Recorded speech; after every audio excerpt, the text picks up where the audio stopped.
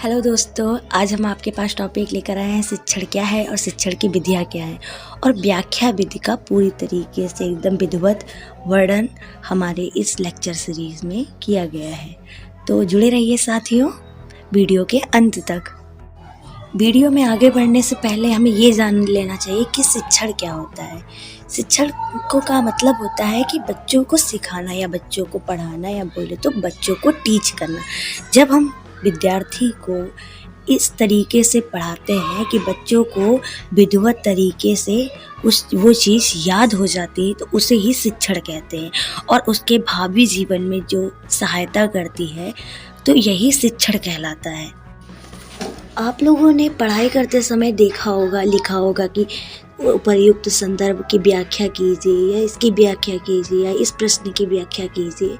तो व्याख्या करने का अर्थ ये होता है कि उस टॉपिक से रिलेटेड पूरी तरीके से A to Z सभी इन्फॉर्मेशन बच्चों को व्याख्या विधि के माध्यम से प्रोवाइड करवाई जाए, इसी को व्याख्या विधि कहते हैं। अभी तक हमने ऊपर तक देखा, अब हम किताब की सहायता से पूरी तरीके से इसके बारे में इंफॉर्मेशन लेने की कोशिश करेंगे। होप सो आपको वीडियो पसंद आएगी।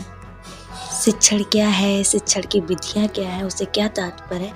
तो शिक्षण का तात्पर्य होता है कि शिक्षक के द्वारा निर्देशित ऐसी क्रियाएं जिसकी सहायता से या जिसके परिणाम स्वरूप छात्र कुछ सीखते हैं या छात्रों को सिखाने के लिए जिस विधि का प्रयोग किया जाता है उसे शिक्षण या शिक्षण विधियाँ कहते हैं। आखिर शिक्षण की विधियाँ क्यों अपनाई गई, यह आपके मन में क्वेश्चन उठता होगा। तो इसका आंसर ये है कि शिक्षण की विधियाँ इसलिए अपनाई गई कि शिक्षण को और भी आसानी से बच्चों को प्रोवाइड किया जा सके, जिससे बच्चे और भी अधिक ज्ञान को अर्जन कर सके और वो इसके कई सोपान है, मतलब जो शिक्षण की विधियाँ हैं उसके अनेक सोपान हैं। इन्हें सुव्यवस्थित करने का प्रयास किया गया है हमारे द्वारा इस वीडियो में, जिससे कि शिक्षण को और भी सुव्यवस्थित किया जा सके, शिक्षण का कार्य और भी सुव्यवस्थित हो सके। तो शिक्षण की विधियों का वर्णन हम इस प्रकार से करेंगे। पहला है पाठ्य पुस्तक विधि। पाठ्य पुस्तक विधि तो आप समझ सकते हैं कि पाठ्य पुस्तक की सहायता से पढ़ाना होता है। अगला है व्याख्या विधि, जिसका वर्णन हम करेंगे अगले इसी में वीडियो में। फिर अगली है समस्या समाधान विधि। समस्या समाधान विधि मतलब बच्चों को पढ़ाओ तो बच्चे जब पढ़ते वक्त उनकी जो पढ़ते समय जब उन्हें कोई भी समस्या होती है तो उसके बीच बीच में समस्या का समाधान जब अध्यापक करता रहता है या कोई क्वेश्चन पूछे तो उसका आंसर भी देता है, तो इसे समस्या समाधान विधि कहते हैं। और जब कहता है कहानी पद्धति, मतलब अगला है कहानी पद्धति, जब पढ़ाने के समय हम उसी जो पढ़ाई गई चीज़ को कहानी या स्टोरी फॉर्मेट में बच्चों को बताते हैं तो उसे कहानी पद्धति कहते हैं। आगमन निगमन विधि है। वाद विवाद विधि है। वाद विवाद का मतलब बच्चों से वार्तालाप करते करते बच्चों से या डिस्कशन करते करते बच्चों को पढ़ाना, ये बहुत ही अच्छी विधि है वाद विवाद भी। अगली है योजना विधि। योजना विधि का अर्थ होता है कि जब हम योजना बनाकर बच्चों को पढ़ाते हैं, पहले ही प्रोजेक्ट तैयार कर लेते हैं उसके बाद बच्चों को पढ़ाते हैं, तो इसे योजना विधि कहते हैं। अगला है प्रयोगशाला विधि। अगर हम कोई भी चीज़ पढ़ाते हैं तो उस पढ़ाने के समय अगर हम उसका प्रयोग भी बच्चों के सामने रखते हैं तो बच्चों को और भी अधिक अच्छे से समझ में आता है, तो इसे ही प्रयोगशाला विधि कहते हैं। नवा है निरीक्षित अध्ययन विधि। फिर 10वां है समाजीकृत अभिव्यक्ति विधि। अगला है स्रोत विधि। अगली है इकाई विधि। अगर आप चाहते हैं कि हम इन सभी विधियों का वर्णन करें तो आप प्लीज़ लाइक कीजिए, सब्सक्राइब कीजिए और कमेंट कीजिए, जिससे कि हम नई वीडियो अपलोड कर सकें। व्याख्यान विधि का तात्पर्य है कि जब हम किसी पाठ को भाषण के माध्यम से पढ़ाते हैं तो उसे व्याख्यान विधि कहते हैं। शिक्षक इसमें क्या करता है कि अपने मुख से बोलता रहता है या उसे कहता रहता है, बच्चों को बताता रहता है और इस प्रकार से बच्चों को एक अध्यापक पढ़ाता है। बाइंडिंग एंड बाइंडिंग ने इसे कथन विधि कहा है और इसे टेलिंग मेथड के नाम से भी जाना जाता है। व्याख्यान विधि में शिक्षण अपना अद्वितीय स्थान रखती है।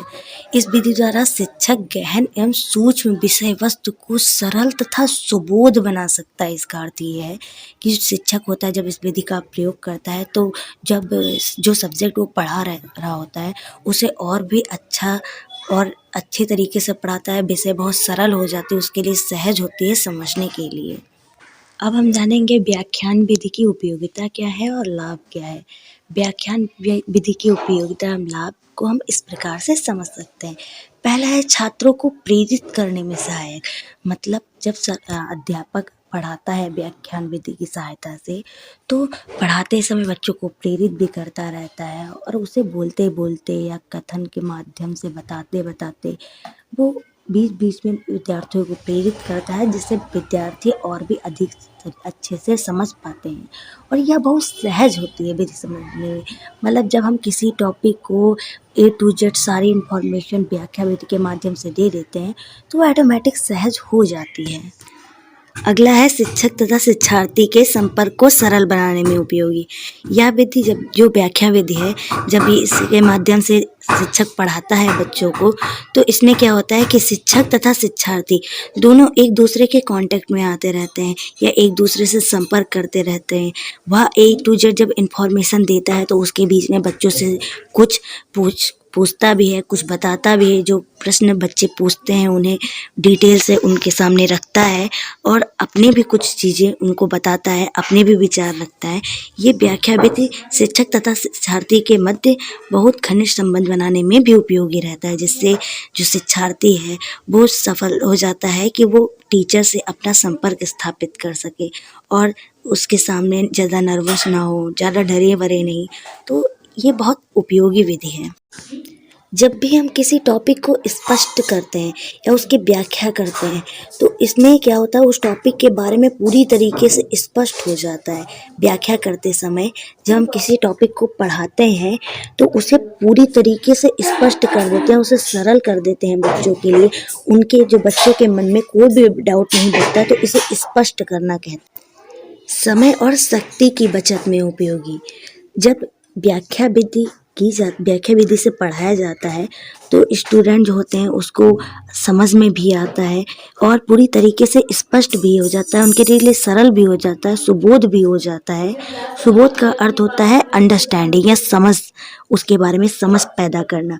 तो जब व्याख्या विधि के माध्यम से शिक्षक शिक्षार्थियों को पढ़ाता है तो इससे बच्चों के समय और शक्ति में भी बचत होती है कि उसको समझे, और शिक्षार्थी के साथ शिक्षक के समय और शक्ति में भी बचत होती है। तो ये समय और शक्ति की बचत में अत्यधिक उपयोगी है।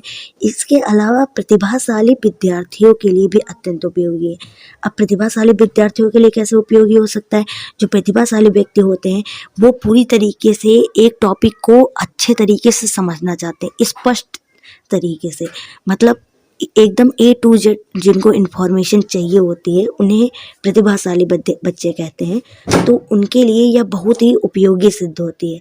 तो भाषा विधि विद्यार्थियों को सामाजिक अध्ययन के कई प्रकरण स्पष्ट रूप से समझाने में सहायता प्रदान करती है।